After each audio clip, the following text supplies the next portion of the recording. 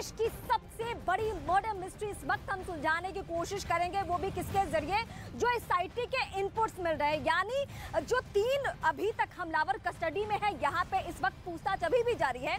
उनसे पूछताछ के आधार पे जो सबसे बड़ी जानकारी निकलकर सामने आ रही है, वो जानकारी इस वक्त ये है कि 3 नहीं बल्कि 3 से ज्यादा हमलावर थे। आरोपियों की संख्या 5 थी।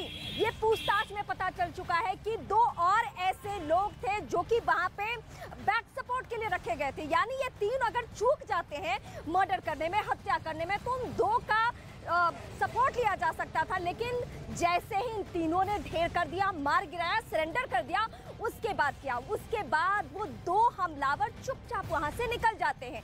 यानी कि किसी को कुछ पता नहीं। वैसे भी वो पत्रकार की भूमिका में आए थे। अशरफ हत्याकांड मामले में बड़ा खुलासा हुआ है। दरअसल एसआईटी जांच के दौरान ये बात सामने आई है कि इन तीनों शूटर्स के 2 और मददगार इस हत्याकांड में शामिल थे। इन दोनों मददगारों ने ही लोकेशन की रेकी की, इन दोनों को सटीक जानकारियां दी और इसके साथ साथ उनके रुकने, रहने और खाने पीने का इंतजाम किया। इन दोनों मददगारों ने ही आरोपियों को प्लेटफॉर्म नंबर 1 के पास एक होटल में रुकने का इंतजाम कराया, बाकी सभी शेल्टर्स प्रोवाइड कराए और इसके साथ साथ सटीक लोकेशन की रेकी कर इनको सारी जानकारियां दी। एसआईटी की जांच के दौरान इस तरीके की बातें सामने आई हैं कि ये दोनों जो मददगार थे, इन्होंने इन तीनों शूटर्स को हर एक चीज बताई जो इस पूरे मसले से जुड़ी हुई थी, जिसके बाद इस बड़े हत्याकांड को अंजाम दिया गया। ये तीनों जो शूटर्स थे, इनको ये मददगार लगातार उस वक्त वारदात के दौरान सभी इंस्ट्रक्शन दे रहे थे और उन्हीं के कहने पर इन तीनों शूटर्स ने सटीक तरीके से वारदात को अंजाम दिया। तो अब इस मामले में 5 लोग ऐसे हैं जो रडार पर हैं। ये तीनों शूटर्स के वो 2 दोस्तों की खोज लगातार एसआईटी और एसटीएफ कर रही है।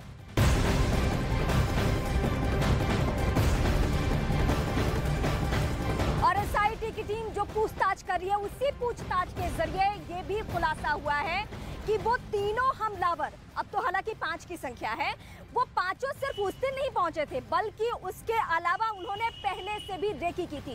यानी 12 तारीख को उसको वहां लाया जाना अतीक और अशरफ को, उसके बाद उनके तमाम मूवमेंट्स जहां भी रहे, कोर्ट में जाना या फिर हॉस्पिटल में जाना या फिर पूछताछ करने के लिए कसारी मसारी के जंगल में ले जाया जाना, सब जगह वो पत्रकार की भूमिका में रेकी करते रहे। ये एक डिटेल वॉक थ्रू के जरिए, एक रिपोर्ट के जरिए अपनी सहयोगी के हम समझाते हैं कि क्या कुछ स्थिति रही है। प्रयागराज रेलवे स्टेशन के पास बने इस स्टे इन होटल के ही कमरा नंबर 203 में रुके थे शूटर।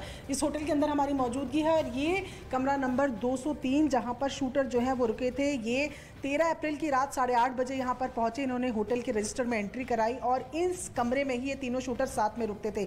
खास बात ये थी कि रेकी करने के लिए एक एक करके ये तमाम जो हथियारे हैं वो जाते थे। एक जाता था तो 2 यहाँ कमरे के अंदर ही रुकते थे और इसी कमरे में इन्होंने हथियार भी रखे हुए थे। ये लोग बताया जा रहा है कि रिक्शे से जाते थे और कभी भी एक साथ नजर नहीं आते थे ताकि किसी को शक ना हो। इनकी प्लानिंग तो ये थी कि ये इस हत्याकांड के बाद वापस आकर अपना सामान लेंगे, लेकिन मौकाई वारदात पे ही ये पकड़े गए।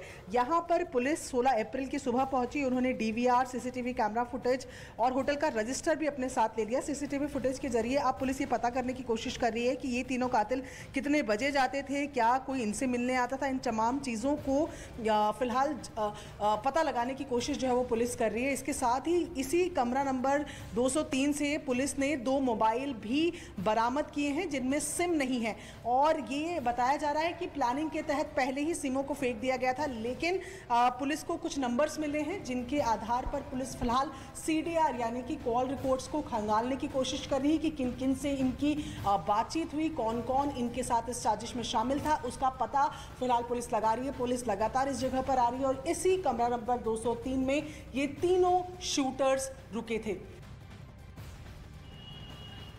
तीनों आरोपियों से जब पूछताछ होती है तो उनका कबूलनामा ये सामने आता है कि उमेश पाल की हत्याकांड को देखकर उन्हें ये ख्याल आया कि हमें भी असद की तरह सुर्खियां बटोरनी है, हमें भी असद की तरह छा जाना है।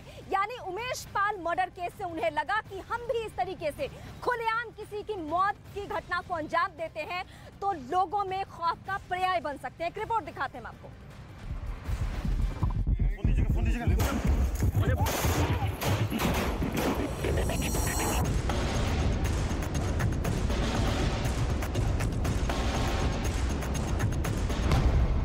गुमराह कर रहे हैं अतीक हत्याकांड के शूटर।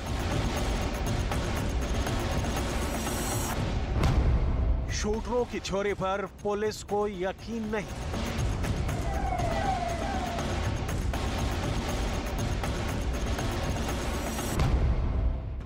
पुलिस को हमलावरों के हैंडल की तलाश। अतीक और अशरफ की हत्या में गिरफ्तार शूटरों की चोरी पर पुलिस को यकीन नहीं हो रहा है। पुलिस ये मानने को तैयार नहीं है कि शूटरों ने अतीक और अशरफ की हत्या सिर्फ फेमस होने के लिए कर दी, क्योंकि हमलावरों ने पुलिस रिमांड में कबूल किया है कि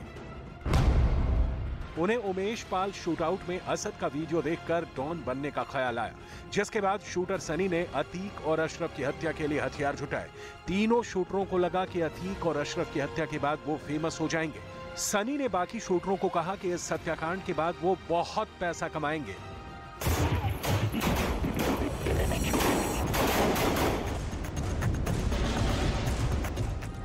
उन्हें लगा कि अगर अतीक का बेटा असद गोली चलाकर डॉन की तरह देख सकता है तो वो क्यों नहीं।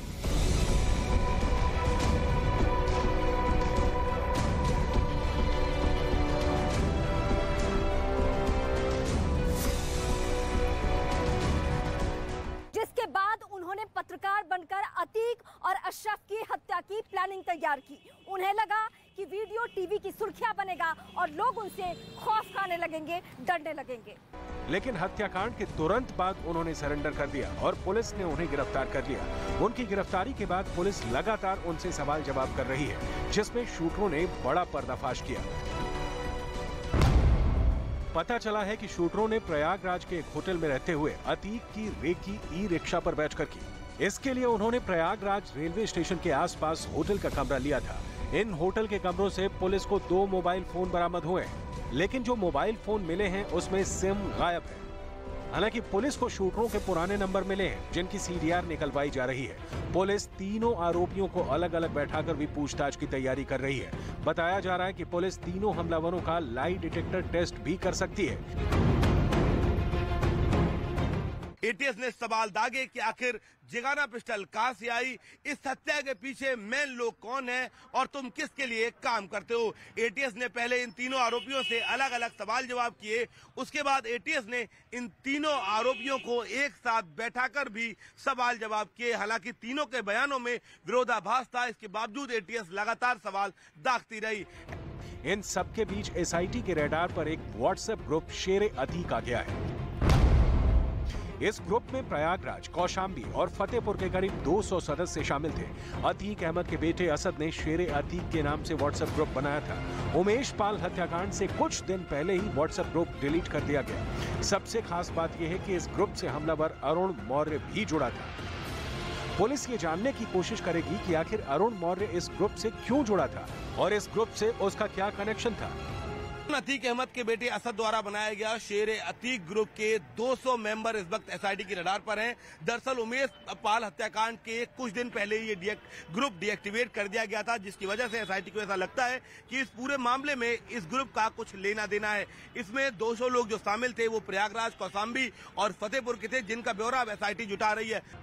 यूपी पुलिस की टीम अतीक हत्याकांड के तारों को जोड़ने में जुटी है, जिससे हत्यारों का असल मकसद साफ हो सके। हालांकि अब तक की पूछताछ में हमलावरों ने जो थ्योरी पुलिस के सामने रखी है, उस पर पुलिस को यकीन नहीं है।